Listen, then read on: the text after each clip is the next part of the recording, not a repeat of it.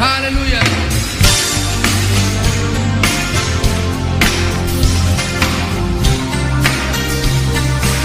¿Cuántos esclavos hay en esta tarde del Señor? Esclavos por amor. Dilo con nosotros. Esclavo por amor. No hay nada más hermoso, Señor, que bendecir tu nombre, glorificarte y adorarte, entregarte todo nuestro ser y nuestro corazón. Nuestro agradecimiento a ti, mi Señor, porque tú te lo mereces. Gracias te damos por cada uno de mis hermanos que pudo llegar y hacer acto de presencia en esta noche para escuchar tu palabra. Sabemos, Señor amado, que tú nos hablas, nos amas, nos corriges, nos exhortas, nos disciplinas en amor en tu palabra. Si algo, Señor amado, nosotros podemos decirte a todo esto es mil gracias, Señor. Gracias, Señor, porque al ser adoptados, al ser llamados hijos de Dios, tú tienes la responsabilidad sobre nuestras vidas de guiarnos rectamente en tu palabra. Como hijos, nuestra responsabilidad de obedecerte, de amarte, de guardar tus mandamientos, Señor, y no pecar contra ti.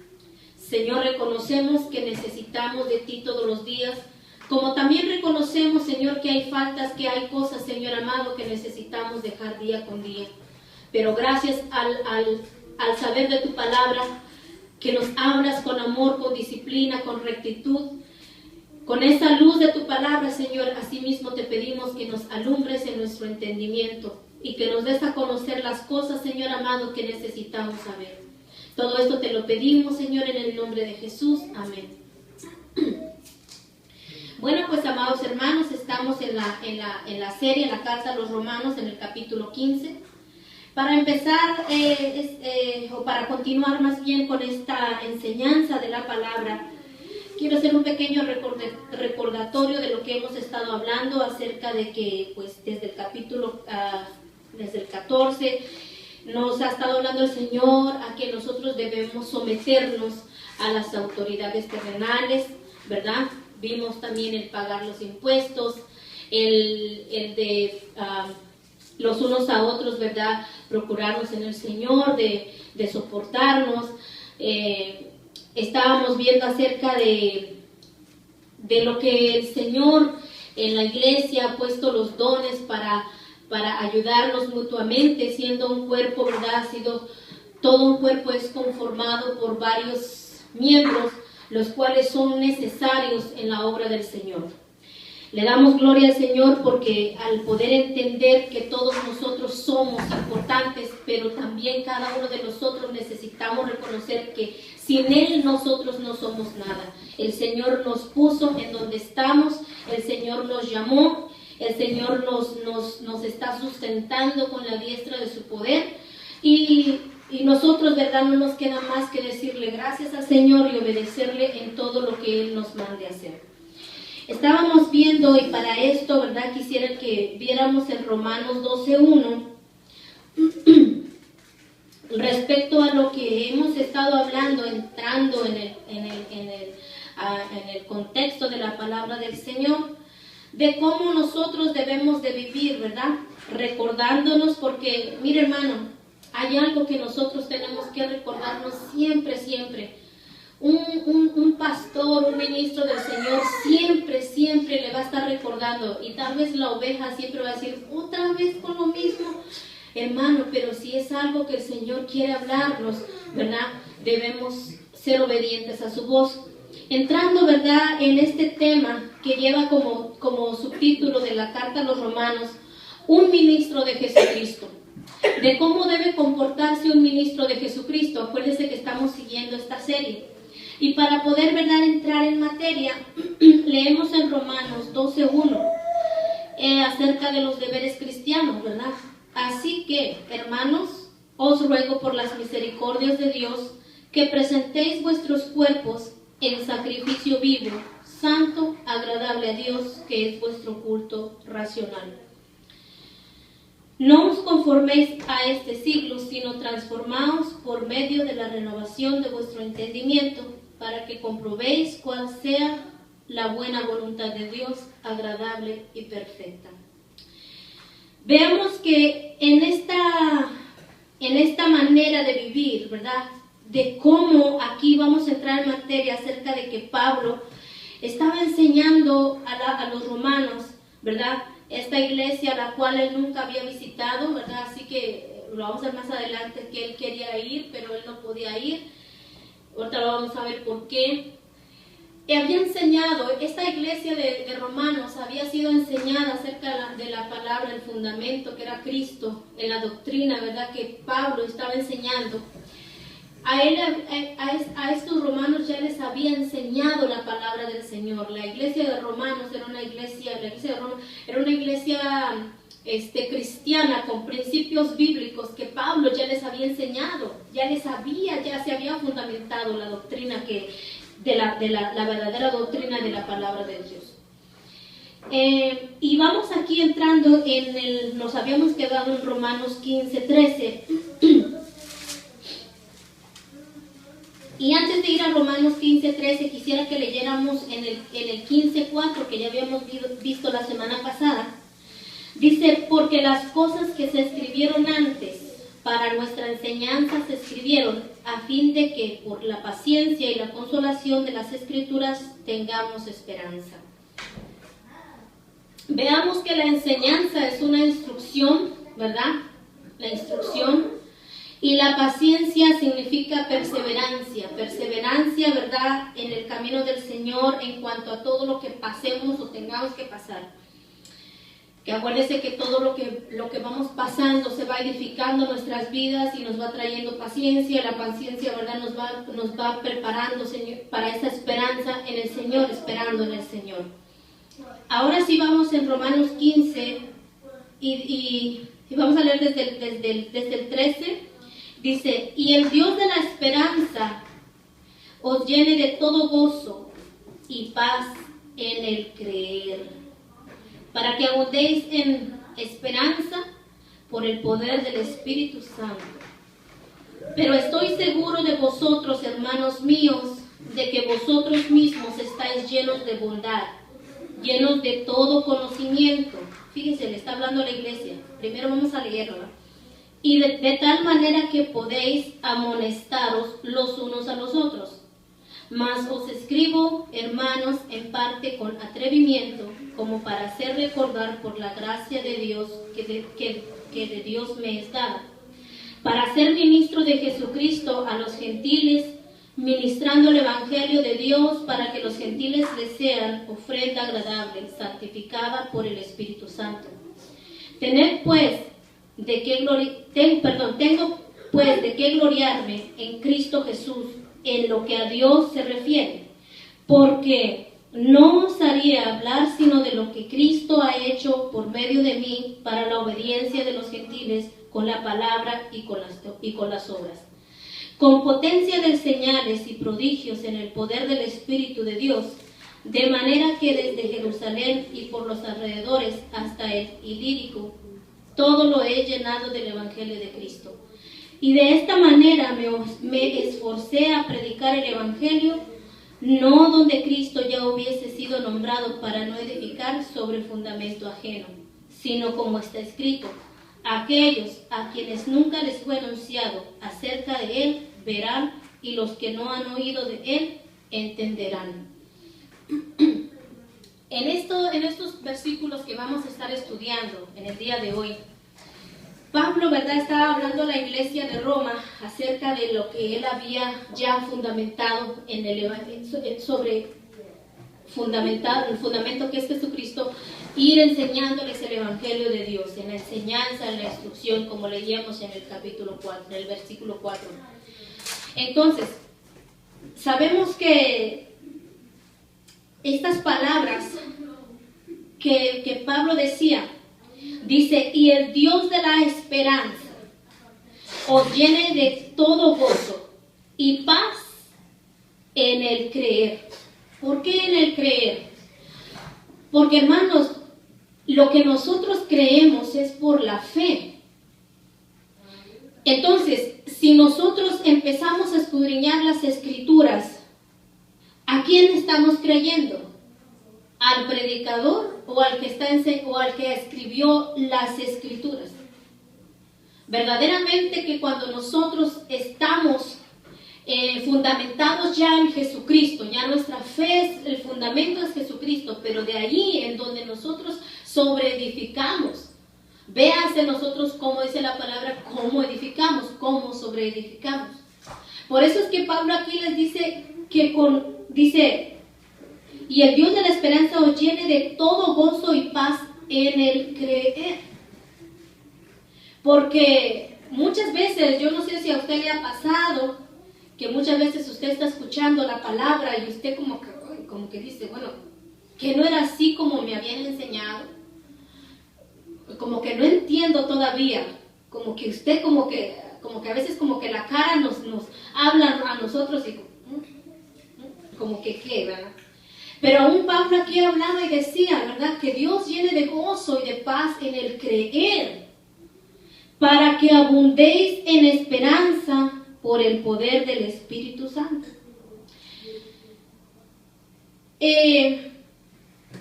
Aquí donde nosotros podemos ver en este evangelio de la palabra del Señor, en esta enseñanza, no es, como muchas veces nos han hecho creer. ¿Por qué digo, hermano? A lo mejor usted dice, pero qué grosera la hermana. No es como nos han hecho creer. ¿Sabe por qué le estoy diciendo, hermano? Porque una vez que nosotros vamos escudriñando las Escrituras y vamos viendo en su contexto, nos damos cuenta que no era así. ¿Le ha pasado? ¿O yo nomás? Yo creo que cuando nosotros decimos, híjole, de veras, tiene razón la palabra, no el hermano, ¿verdad? Sino tiene razón la palabra. La que había leído mal era yo, o la que había entendido mal era yo. Entonces aquí Pablo les dice que tengan gozo en el creer, en lo que nosotros vamos conociendo al Señor. Entonces, seguimos, dice, pero estoy seguro de vosotros, hermanos míos. ¿Usted se da cuenta que esta palabra es para los que han nacido de nuevo? Hermanos míos, que de vosotros mismos estáis llenos de bondad, llenos de todo conocimiento, de tal manera que podéis amonestaros los unos a los otros. Aquí la palabra podéis significa ser capaces,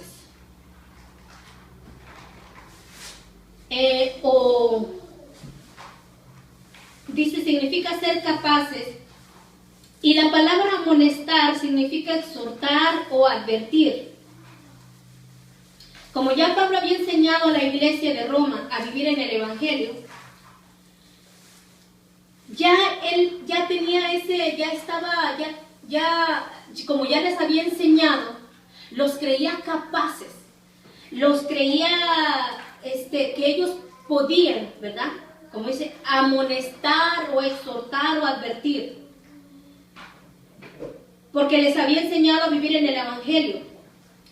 Y dice aquí, estoy seguro de vosotros, hermanos míos, de que vosotros mismos estáis llenos de bondad. Bondad aquí se traduce como buenas intenciones que hay en el corazón recto delante de los ojos de Dios. Y el conocimiento significa las verdades del Evangelio. Entonces, si nosotros, como habla aquí la palabra del Señor, como un verdadero nacido de nuevo, un verdadero cristiano, estamos llenos de buenas intenciones, que es producida por el Evangelio, lleno de las verdades de Cristo. Entonces dice, podemos amonestarnos unos a otros.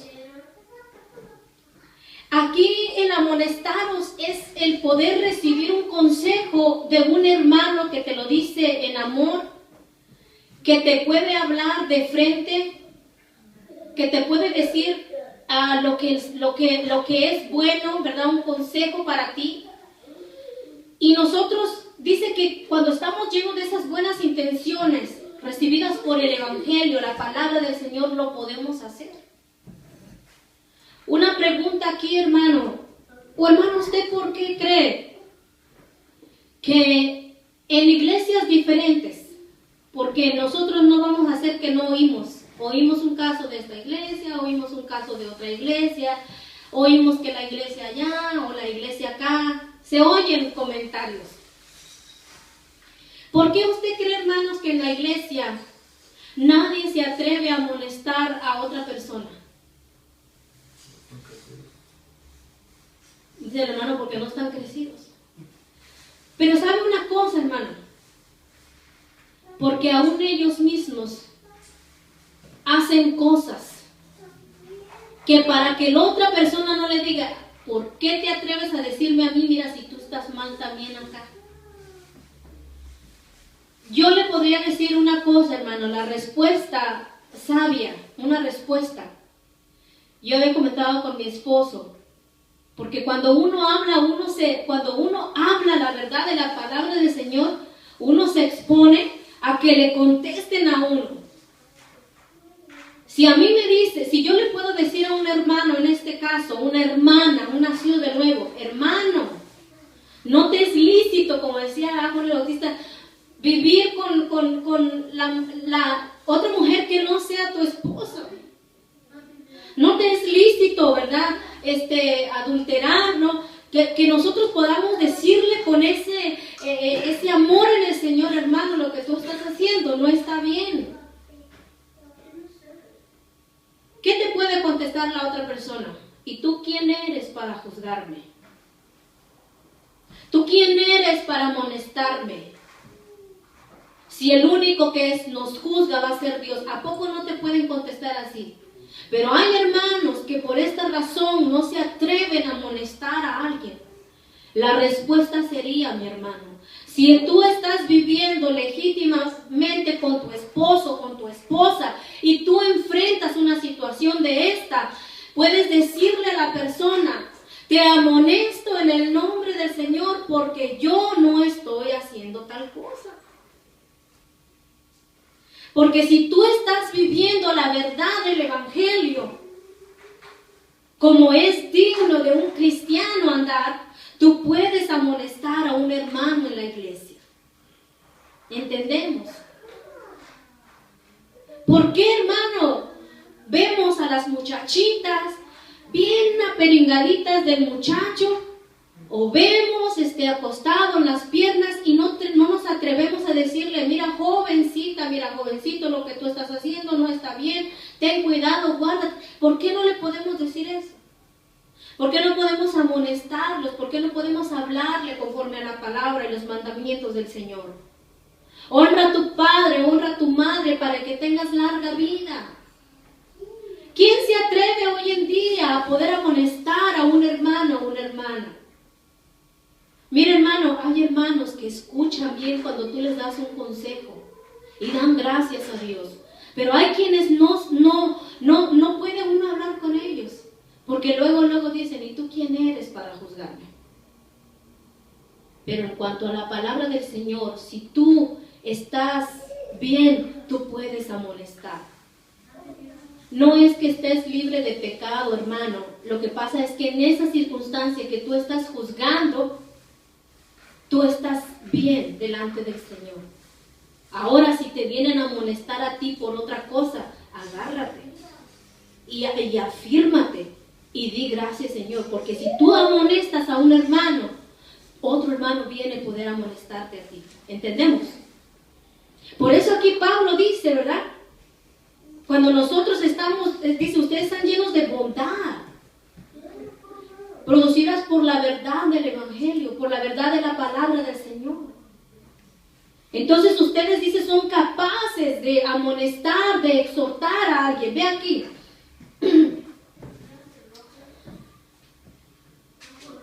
Dice, pero estoy seguro de vosotros, hermanos míos, de que vosotros mismos estáis llenos de bondad, llenos de todo conocimiento, de tal manera que podéis amonestaros los unos a los otros.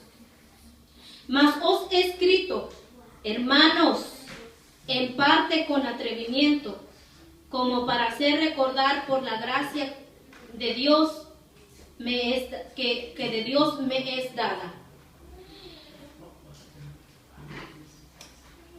Aquí vemos, en cuanto se me olvidó nombrar unas citas aquí, vamos a ir a Colosenses 2:3.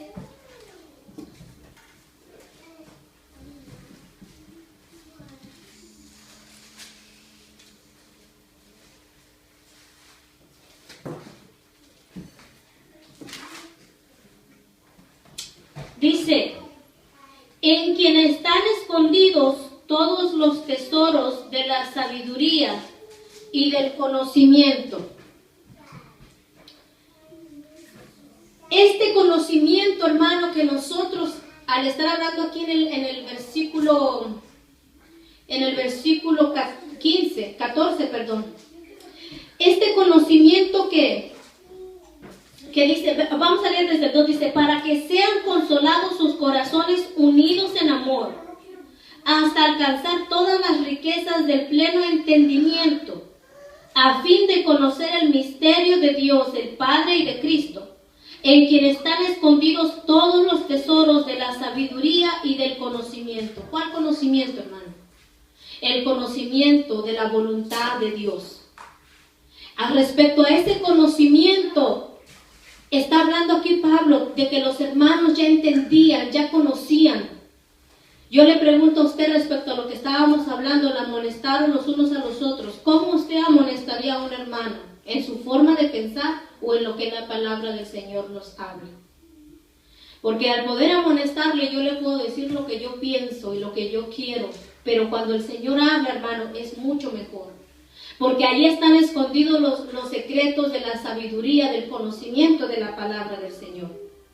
Entonces dice, ahora sí vemos, dice, en el 15:15, dice, mas os he escrito, hermanos, en parte con atrevimiento. Aquí en la palabra atrevimiento se traduce como confianza. Pablo les hablaba con confianza. Les seguía recordando el mensaje. Y una de las citas paralelas a este mensaje podemos ver en 2 de Pedro 1:12, que dice la palabra del Señor. 2 de Pedro 1:12. Por esto yo no dejaré de recordaros siempre estas cosas, aunque vosotros las sepáis y estéis confirmados en la verdad presente. Nunca, ¿verdad?, nos dejará de recordar siempre estas cosas, por más que las sepamos. Porque siempre, hermano, el Señor siempre nos va a estar hablando de su palabra, cuantas veces sean necesarias, hasta que logremos entenderlos y someternos en la palabra del Señor.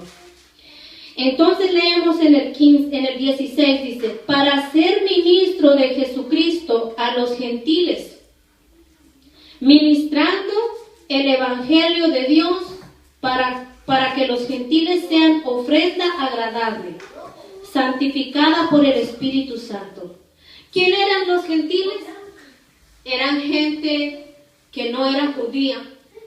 Era gente como nosotros, que no conocíamos de Dios, que no estábamos en el pueblo judío, que no éramos israelitas. Entonces la iglesia de Roma pues era gentil, ¿no? En este caso pues nosotros también. Pero al venir, ¿verdad? Al venir al Señor, ahora somos hijos de Dios. Entonces dice, para ser ministro de Jesucristo. La palabra ministro viene del griego liturgos, que significa servidor público o funcionario del templo. Lo que Pablo se decía de sí, ¿verdad? En este pasaje estaba diciendo, o se estaba poniendo al nivel de un levita, al nivel de que el levita le ayudaba al sacerdote con las ofrendas. En este caso, Pablo se hacía llamar, ¿verdad?, menor. Se hacía llamar pequeño. Y vemos respecto a también este pasaje, un pasaje paralelo que está en Efesios 3:8. Y aquí en Efesios 3:8 dice: a mí que soy menos que el más pequeño de todos los santos. Vea fíjese, yo quiero que usted vea bien esta cita bíblica. A mí que soy menos que el más pequeño de todos los santos, me fue dada esta gracia de anunciar entre los gentiles el evangelio de las inescrutables riquezas de Cristo. Aquí Pablo, hermano, está diciéndose que él era pequeño. Usted se da cuenta en el error donde muchas congregaciones se le mete ahora así como un chip al cristiano y diga: piense en grande, sueñe en grande, usted es grande, usted es real, usted es esto, usted es aquello, véase así, véase acá. Lo que el ministro, la palabra ministro viene también de decir, usted sabe lo que es mini. ¿Qué es mini? Chiquito, ¿verdad? Un servidor pequeño. Ahora lo malentienden, lo dicen mal. Con nosotros, el ministro, ahora ya no son ministros, pero el ministro, un ministro, hermano. Un pequeño, hermano. Ahora ya no usan ya la palabra ministro, ahora dicen el apóstol, que para acabarla también están diciendo el enviado. Entonces, todos esos títulos, todos esos aires de grandeza se le enseñan a la iglesia, hermano. Le enseñan: no le diga al niño gordo porque le baja la autoestima. Nosotros tenemos que aprendernos a amarnos a nosotros mismos. Mire, hermano, todas esas cosas no están escritas en la palabra del Señor. Claro que dice: ama a tu prójimo como a ti mismo, pero en el sentido de que si tú amas a tu prójimo, es como si te lo hicieras a ti mismo, entiéndase, no me malinterprete. Pero el decirlo, ay, es que yo me tengo que amar, yo, ¿verdad? Ya se parece una canción de Paco Stanley: ay, qué lindo soy, qué bonito soy, cómo me quiero, sin mí me muero. Y todas esas cosas que enseñan en la iglesia, el cristiano, hermano, no es que nos sintamos como un gusano, que no valemos nada. Valemos lo que Cristo pagó, y fue gran precio. Y estamos agradecidos con Él. Pero ¿es para qué? ¿Para sentirnos igual a Él? ¿Para hacernos semejante al Altísimo? No, hermano. Para servirle por amor. Para agradecerle a Él. Fíjese aquí Pablo hablando. ¿Qué dirían los sensacionalistas de este tiempo? ¿Qué dirían los positivistas de este tiempo? Los que predican la autoestima, la psicología. ¿Qué dirían? Ay, no, Pablo tenía bien baja la autoestima. Mira, se decía que era pequeñito. Mira, hermano, aquí cuando vemos en el 15-17 de Romanos, dice: tengo pues de qué gloriarme en Cristo Jesús en lo que a Dios se refiere. Aquí Pablo no se jactaba de haberse ido al tercer cielo, de haber visto cosas que Dios le dijo: Pablo, no se las cuentes, que no la van a entender. Le fue prohibido decirlo. Por eso, hermano, yo me acordé de una experiencia que supuestamente unos jóvenes, yo no sé cuántos oyeron ese testimonio, que con ese testimonio predicaban. Y como yo estaba tan ignorante de las escrituras, pues yo me lo creí, ¿verdad? De 7 jóvenes que habían ido al infierno y que se habían metido por la pierna derecha y que se habían metido por la izquierda. Bueno, pues quién sabe qué. La palabra del Señor no habla de eso. Luego le preguntaron a una hermana que por qué estaba ahí y que por qué no diezmaba. Imagínese. Imagínese, pues entonces, si yo diezmo, ¿sí me voy al cielo? ¿Me iría yo al cielo si cumplo con mis diezmos? Imagínese, hermano, estas cosas no están en la Biblia. Al saber Dios qué estaban haciendo estos jóvenes al tener esa revelación. Esas nuevas revelaciones como de un tiempo para acá, ¿verdad? Hay una nueva revelación, una nueva visión. Entonces, Pablo nunca se jactó de tener una nueva revelación. Él lo dijo porque le tuvo que decir, pero no porque anduviera predicando. Yo nunca veo en la Biblia que él usó eso de que él fue al tercer cielo y 1000 almas se convirtieron, hermano. No, eso es mentira. Dice, tengo pues de qué gloriarme en Cristo Jesús en lo que a Dios se refiere. Porque no osaría hablar sino de lo que Cristo ha hecho por medio de mí para la obediencia de los gentiles con la palabra y con las obras. Entonces,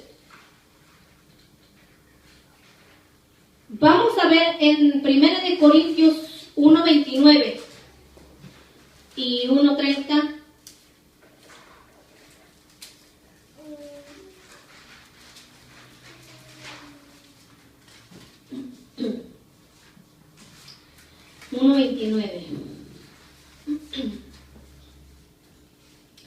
A fin de que nadie se jacte en su presencia, mas por él estáis vosotros en Cristo Jesús, el cual nos ha sido hecho por Dios sabiduría, justificación, santificación y redención. Entonces dice, a fin de que nadie se jacte en su presencia. Entonces, continuamos, entonces dice, porque osaría hablar sino de lo que Cristo ha hecho por medio de mí para la obediencia de los gentiles. Pablo aquí estaba predicando, ¿verdad? Como decía, a los gentiles, con la palabra y con las obras. No es que nosotros sigamos las obras, las señales, sino por medio de la predicación de la palabra se den las señales y las obras. Vemos aquí en el 19, con potencia de señales y prodigios en el poder del Espíritu de Dios, de manera que desde Jerusalén y por los alrededores hasta el Ilírico, todo lo he llenado del Evangelio de Cristo. Entonces, aquí el que dice que él dice que había predicado en estos lugares que pues uno dice, pues ¿dónde será? ¿No? Uno lo lee y uno no sabe, pero más o menos era un trayecto constante, hermano, de 2500 kilómetros.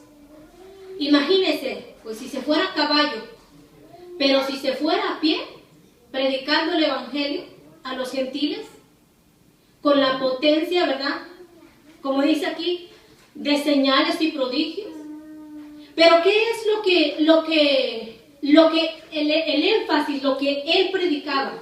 ¿Las señales y los prodigios o la palabra de Dios? ¿O las verdades del Evangelio? Las verdades del Evangelio. Hoy en día se predica mucho las señales y los milagros, pero no se predican las verdades del Evangelio. Yo he escuchado y he visto casos donde le dice, mira, mi marido, mi hijo está, mira, sufriendo de esto. Léete el Salmo 91 todos los días, 3 veces, y verás que tu familia, mira lo que acá se va a recuperar. Bueno, pues hermano, ¿no hacen lo mismo los católicos? Se rezan 3 Padres Nuestros, 5 Aves Marías y se mejoran las cosas. Dígame, ¿no es lo mismo?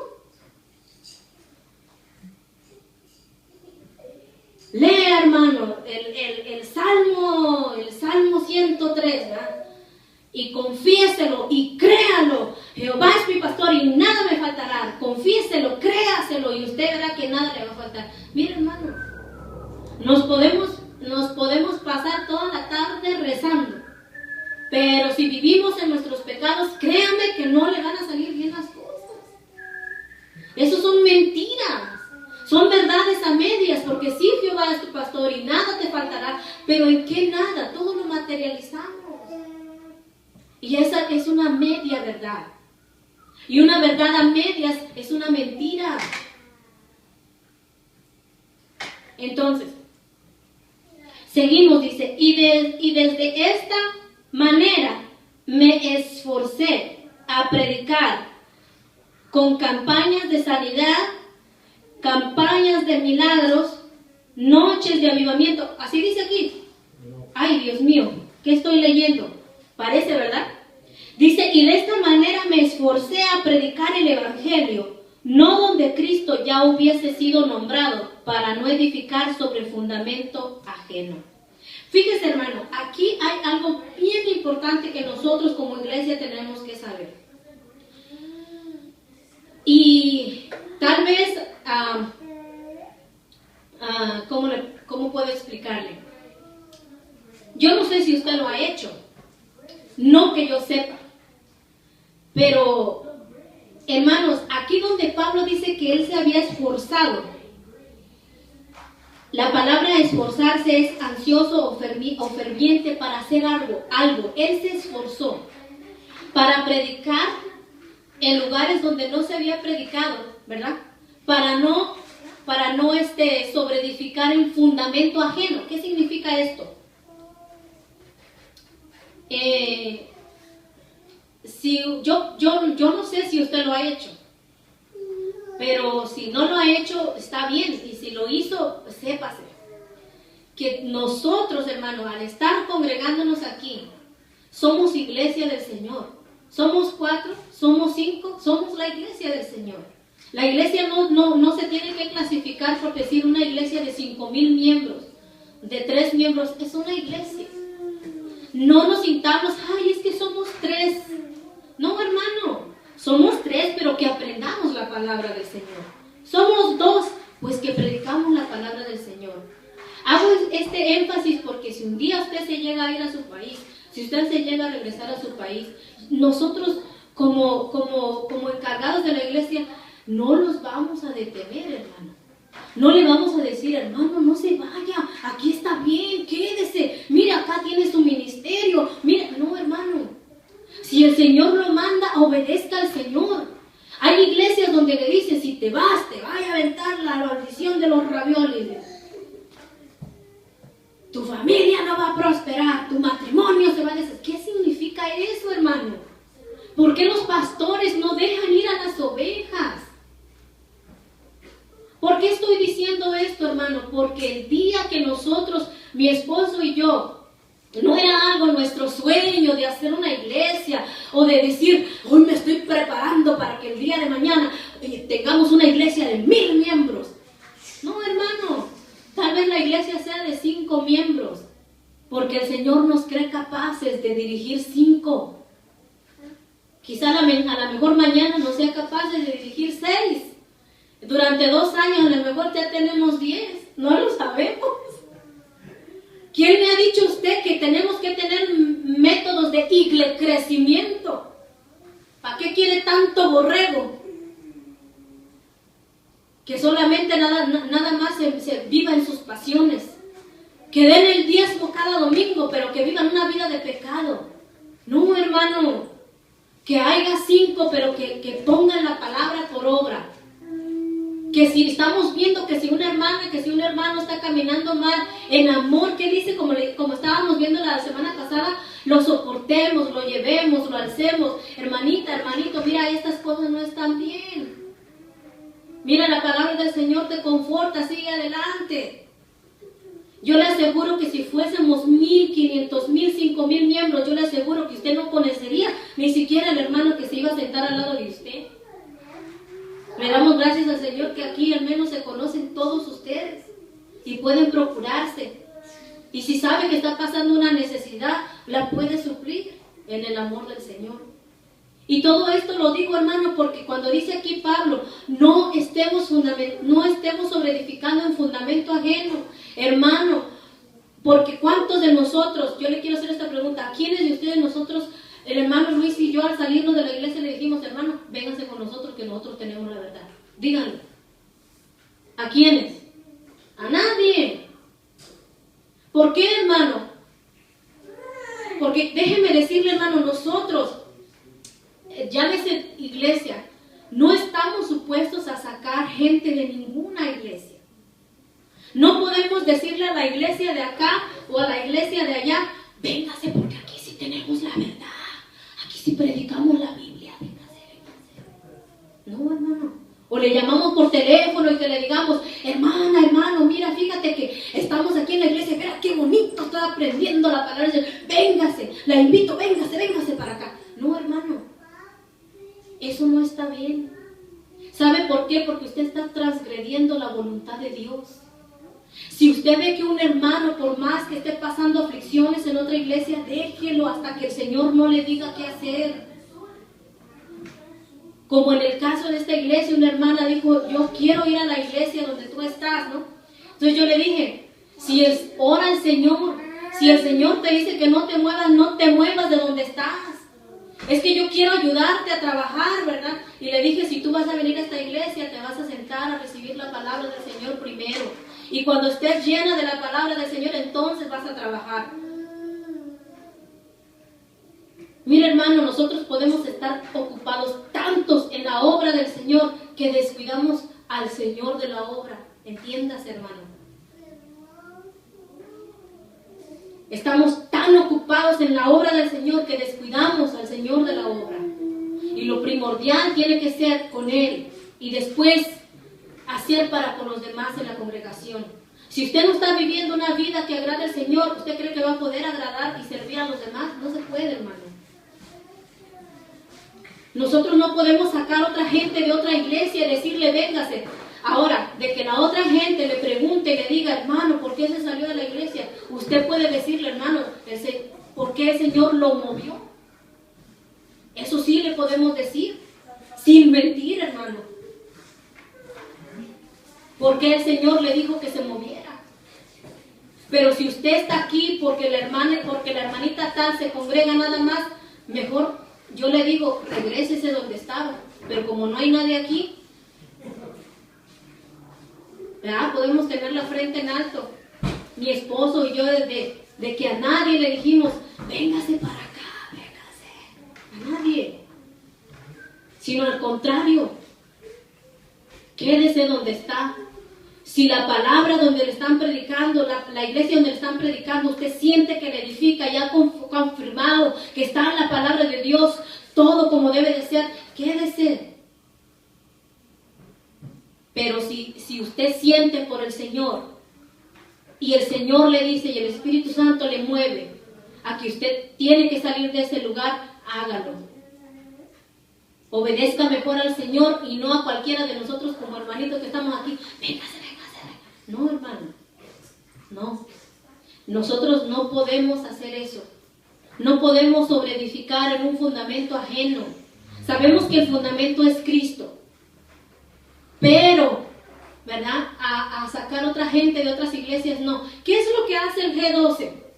¿Acaso no saca gente de iglesia y de iglesia y de iglesia en iglesia?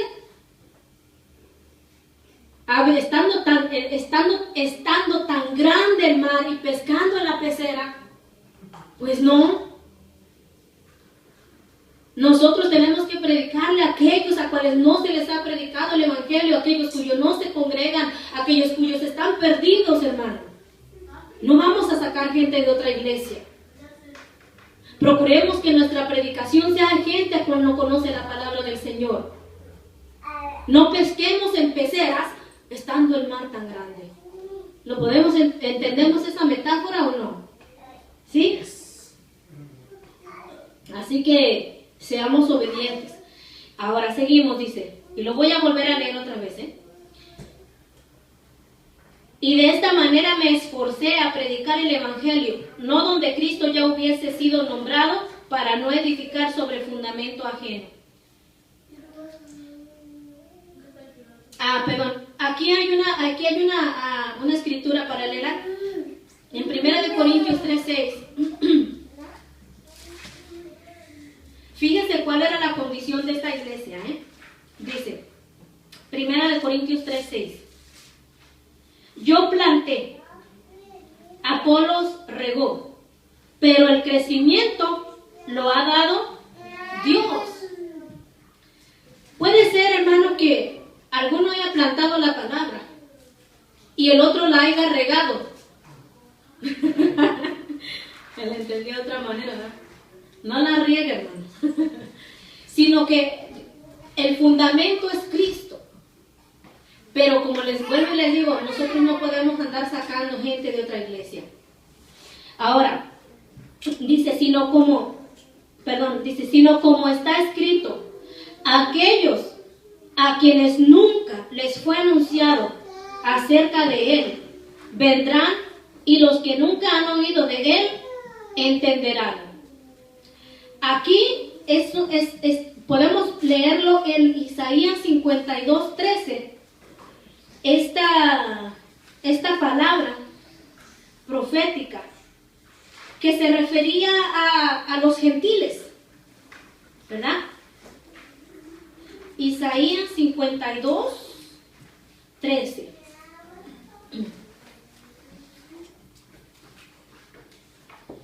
He aquí mi siervo será prosperado, será engrandecido y exaltado, y será puesto muy en alto. Como se asombraron de ti muchos de tal manera, fue desfigurado de los hombres su parecer y su hermosura, más que la de los hijos de los hombres. Así asombrará él a muchas naciones, los reyes cerrarán ante él la boca, porque verán lo que nunca les fue contado y entenderán lo que jamás habían oído. Lo que a nosotros, hermano, por medio de la verdad del Evangelio, cuántas cosas no podemos entender que antes en el mundo no las podíamos entender. Y aún estando en la iglesia, solamente oíamos lo que nos decían. Pero en verdad habríamos escudriñado la palabra como ahora la entendemos, todo en su contexto. Vamos a ver aquí en Primera de Timoteo 4:6. Y aquí vamos a terminar.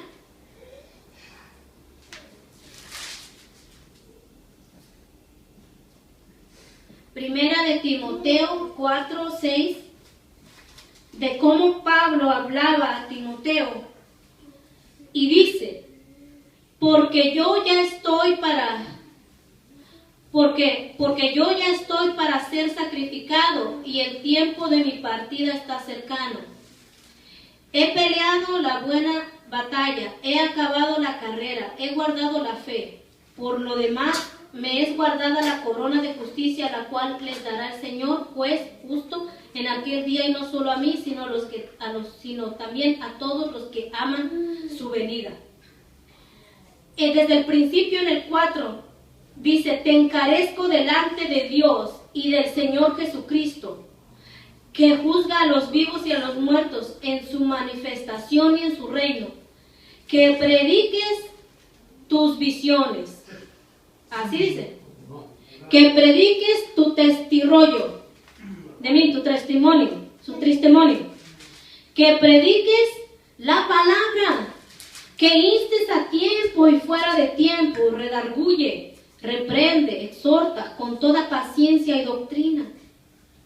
Aquí esta palabra nos habla. Y en Primera de Timoteo 4:6 es donde les había dicho, yo estaba leyendo segunda. Primera de Timoteo 4:6 dice,